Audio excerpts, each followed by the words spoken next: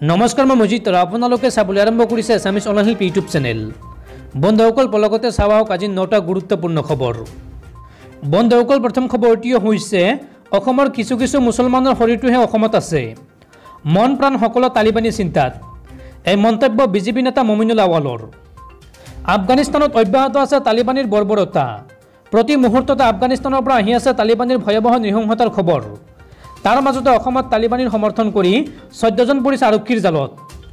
BJP নেতা মমিনুল আৱালৰ দাবী, অসমৰ ইছলাম ধৰ্মীয় সংগঠনে যদি বিষয়টোত চকু নিদিয়ে সদায় কেইজনমান ইছলামী লোকৰ বাবে বদনামী হৈ ৰব সকলো ইছলাম ধৰ্মীয় লোক। এই সময়ছোৱাত আফগানিস্তানৰ ওপৰত তালিবানীৰ বৰ্বৰতা দেখি সমগ্ৰ বিশ্ব আশ্চৰ্য প্ৰকাশ কৰিছে। নৃশংস তালিবানীক গৰিহণা দিছে বিশ্বই। তাৰ মাজতে অসমত সামাজিক মাধ্যমত আকৌ একাংশই বৰ্বৰ তালিবানীক কৰিছে মুকলি সমৰ্থন।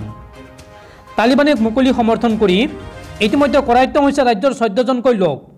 তাৰ মাজত আছে AIUDFৰ সাধাৰণ সম্পাদক ফজলুল কৰিম কাছিমি, যিজন জমিয়ত উলেমাৰ সম্পাদক। যদিও কাছিমিক AIUDF দল আৰু জমিয়তৰ পৰা নিলম্বন কৰা হৈছে তাৎক্ষণিকভাৱে, তথাপিও কিন্তু বিভিন্ন দল সংগঠনে এৰি দিয়া নাই বিষয়টো।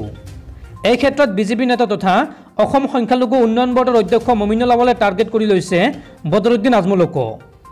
মমিনুল আৱালে কয় যে AIUDFৰ সম্পাদক ফজলুল কৰিম কাছিমি, কিন্তু সভাপতি কোন?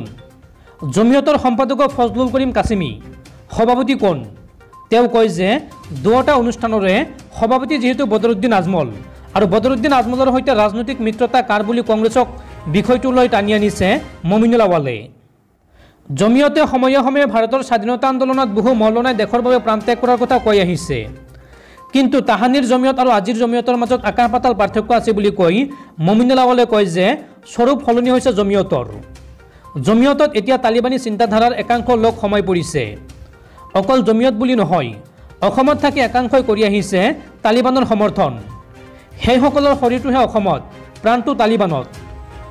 মুছলিমে এনে একাংশৰ বাবেই সকলো মুছলমান লোক বদনামী হৈ আহিবলগীয়া হৈছে বুলি খোদ প্ৰকাশ কৰি বিজেপি নেতাগৰাকীৰ আহ্বান ইছলাম ধৰ্মীয় সংগঠনলৈ।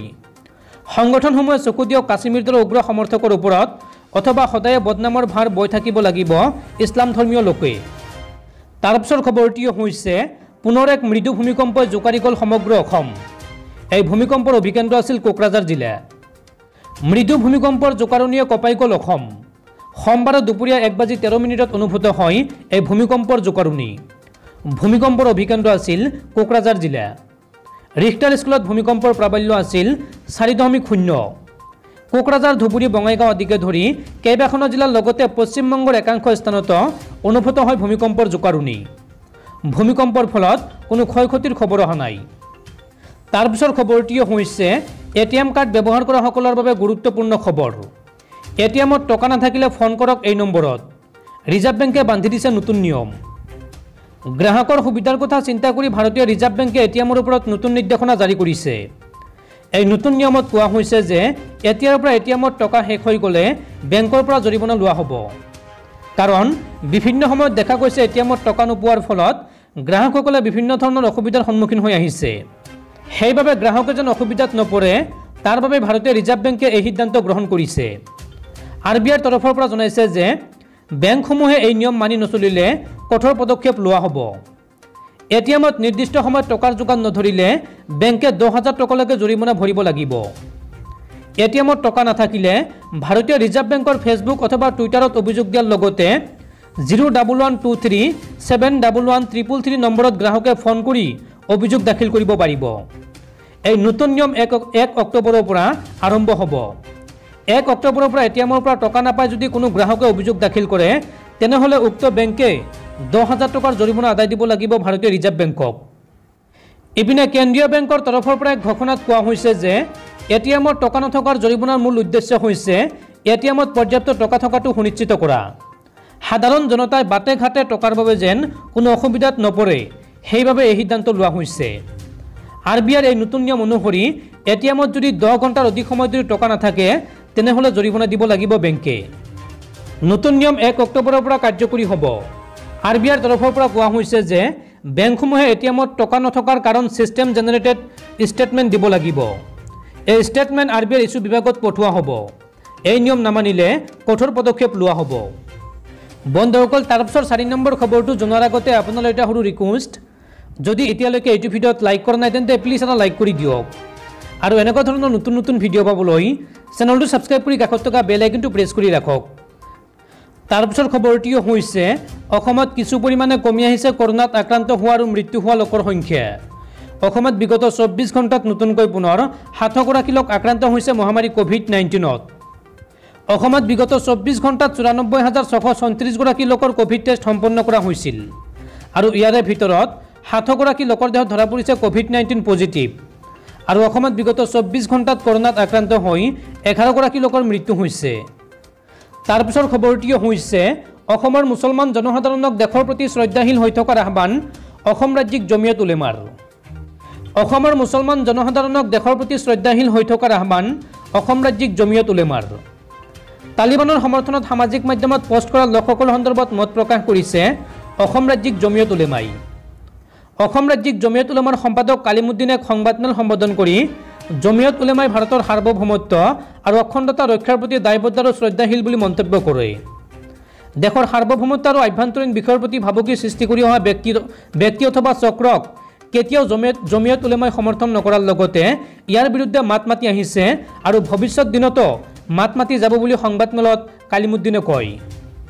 আফগানিস্তানত তালিবানৰ কৰ্মকাণ্ডক গৰিহণা দিয়ে অসম ৰাজ্যিক জমিয়ত উলেমাই। আনহাতে ৰাজ্যৰ মুছলমান জনসাধাৰণকো শ্ৰদ্ধা সহকাৰে জমিয়ত উলেমাই নিজৰ দেশৰ প্ৰতি শ্ৰদ্ধাশীল হৈ থাকিবলৈ আহ্বান জনোৱাৰ লগতে তালিবান মানে মুছলমান নহয় বুলি কয়। অসম ৰাজ্যিক জমিয়ত উলেমাৰ সম্পাদকগৰাকীয়ে তালিবানৰ বাবেই মুছলমানৰ আৰু ইছলামৰ বদনাম হ'ব বুলি মন্তব্য প্ৰকাশ কৰে। অসমৰ প্ৰতিগৰাকী মুছলমান নাগৰিকলৈ হৰ হৃদয়ৰে নিজ মাতৃভূমিক শ্ৰদ্ধা আৰু ভাল পাই যাবলৈ আহ্বান জনাই অসম ৰাজ্যিক জমিয়ত উলেমাই।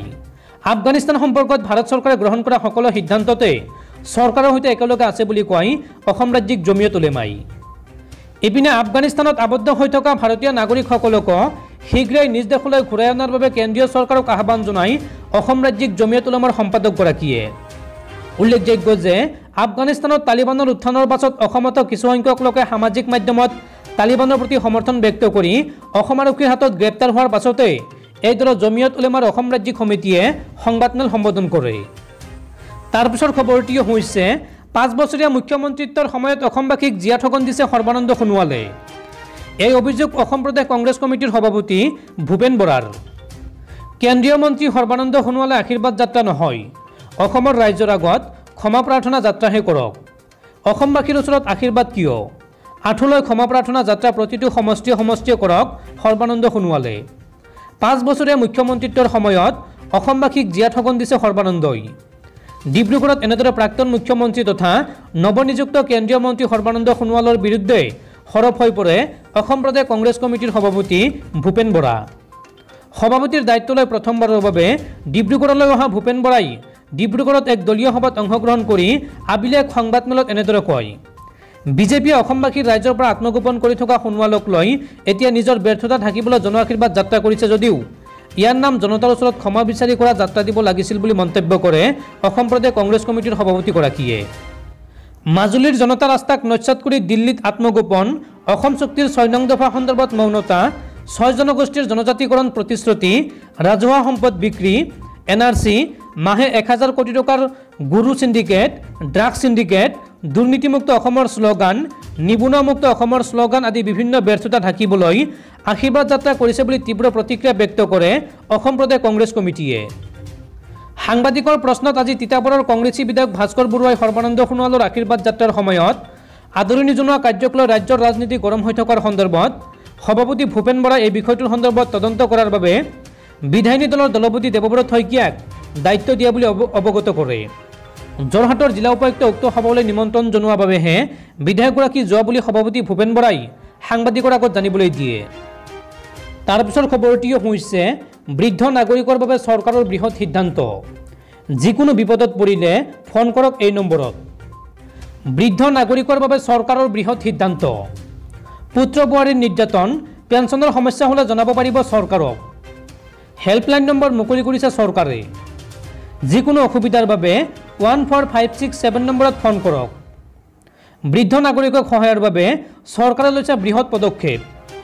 আইনী উপদেশ, মানসিক সমৰ্থন, নিৰ্যাতিতাক সহায় কৰিব চৰকাৰে।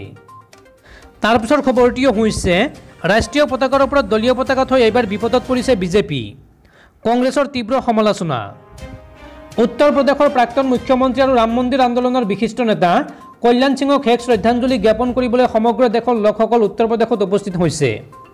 কিন্তু ইয়াতে সংঘটিত হ'ল এক অঘটন। কংগ্ৰেছ দলে সামাজিক মাধ্যমত এখন ছবি শ্বেয়াৰ কৰি বিজেপিৰ দেশপ্ৰেমক তীব্ৰ সমালোচনা কৰিছে। বিশিষ্ট নেতা কল্যাণ সিঙৰ নশ্বৰ দেহৰ ওপৰত থকা ৰাষ্ট্ৰীয় পতাকাৰ ওপৰতেই বিজেপিয়ে নিজৰ দলৰ পতাকা ৰখাক লৈ বিৰোধীয়ে চৰকাৰক তীব্ৰ কটাক্ষ কৰে। কংগ্ৰেছ নেতা শ্ৰী নিবাস বিবিআই ছবিখন টুইট কৰি কৈছিল, এয়াই নতুন ভাৰত, য'ত ভাৰতীয় পতাকাৰ ওপৰত এটা দলৰ দলীয় পতাকা লগোৱা হয়। কিছুমান কংগ্ৰেছ নেতাৰ মতে এই দুঃসাহসৰ বাবে বিজেপিৰ বিৰুদ্ধে এটা গোচৰ তৰিব লাগে। ৰাষ্ট্ৰীয় পতাকাতকৈ বিজেপিৰ পতাকা কেনেকৈ ওপৰত থাকিব পাৰে? সংবিধান সকলোৰে বাবে এখনেই।